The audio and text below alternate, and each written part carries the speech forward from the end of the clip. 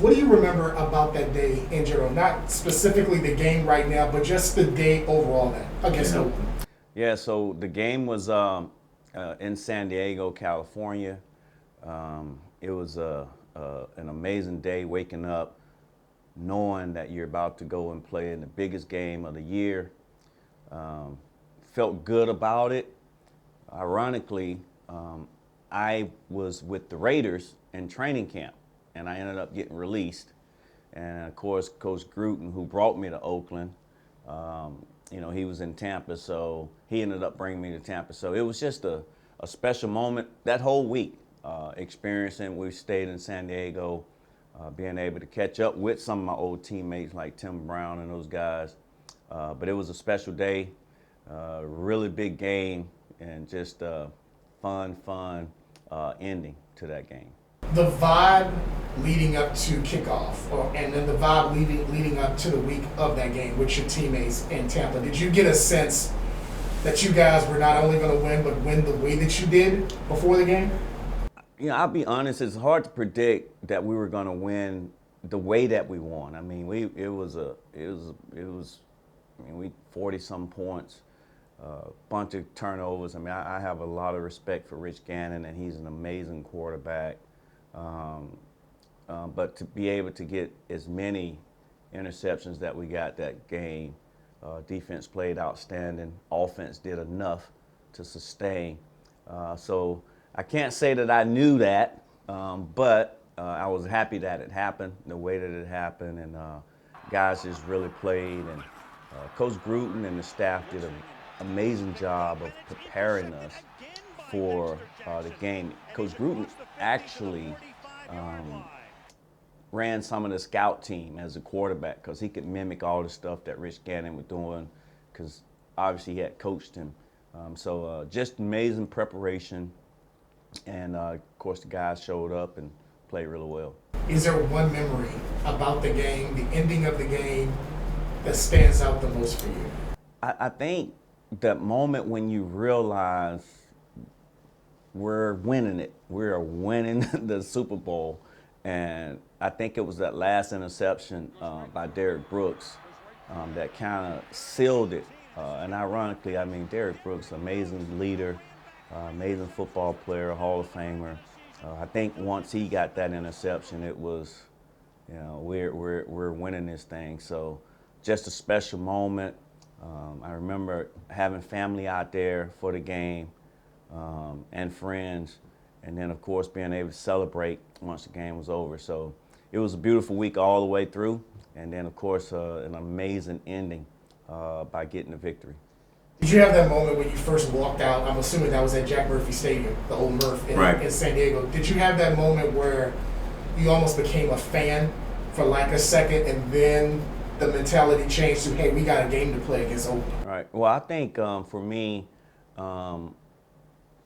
absorbing the fan aspect of it was the media day, where you could interact and you had your little camcorder and you can record and play around with your teammates and all that stuff. I think for me, that was the day where it was a fan. But when we went out for warm-ups and all that stuff, pre-game warm-ups, it was, at that point, it was all about the business.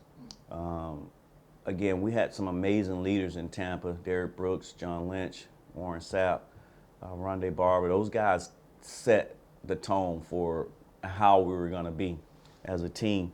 And by the time we got to game day, it was that. But I will say media day was an opportunity, because you see that as a fan when you're watching preparation for Super Bowl.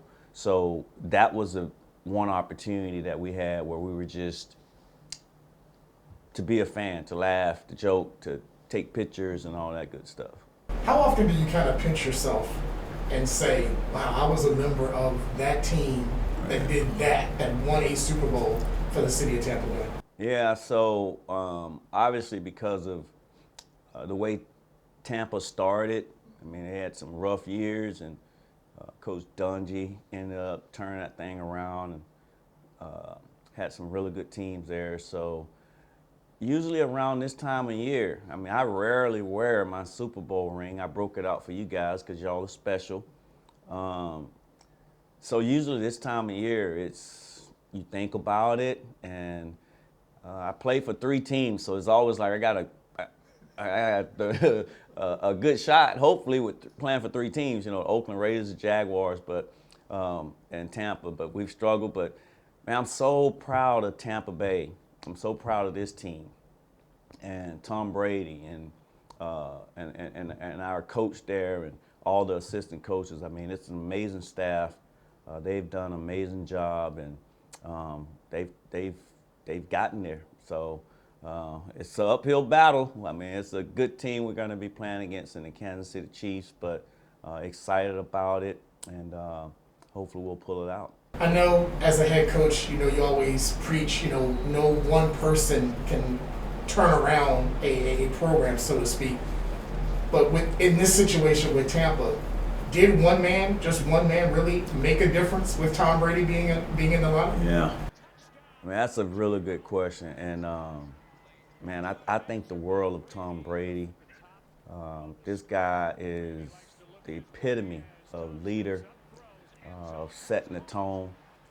And obviously, Coach Aaron's and Todd Bowles and those guys have done an amazing job. I think they gave him some pieces, Fournette and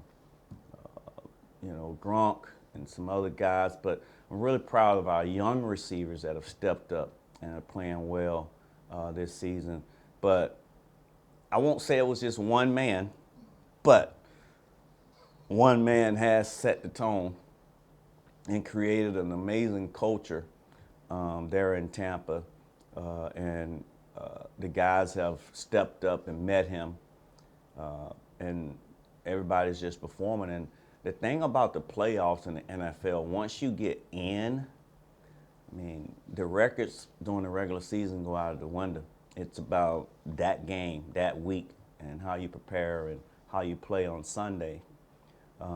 And Tampa got the momentum. So I like our chances. Again, we're playing against a really good team, but it should be fun. I mean, they were a number 5 seed in the conference, but they were probably arguably the most dangerous number 5 seed in a long time in the NFC. Yeah, I think when you get in at 10, I think we had won 10 games. We were 10-5 or something like that. That's a lot of games you win in the NFL, and I think at the time, Tampa was probably the hottest team. I mean, they were playing with great momentum. There was a game where they lost, and we ended up getting ourselves together, and from that point on, it was 6 or so wins in a row. So they're playing with a lot of confidence, and we got some really good players. Again, kudos to the coaches. They're doing an amazing job, and I'm just excited for it. Plans are to be there, and hopefully cheer our team on and hopefully get our second Super Bowl. I'm not going to ask you to compare the two teams, but I want to ask, do you see any similarities with this year's group and the team that you played on that won the title against Oakland?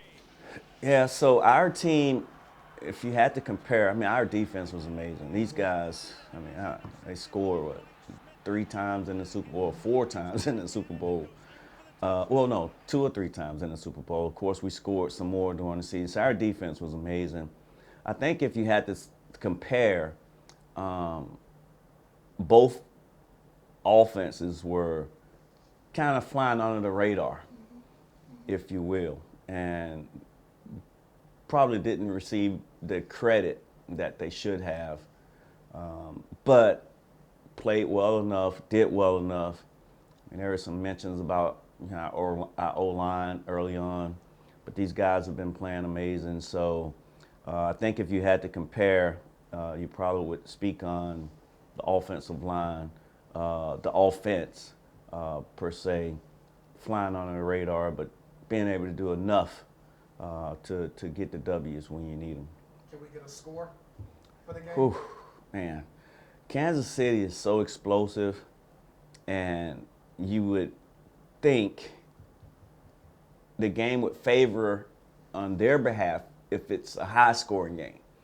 And on our end, obviously if it's a low-scoring game, but I think our defense, man, they're playing lights out right now. Their defensive line is playing outstanding. So if I had to say, I guess it's going to be a tight one. It'll be 30-28, something like that. Obviously with Tampa coming out on top, that's what I'm hoping.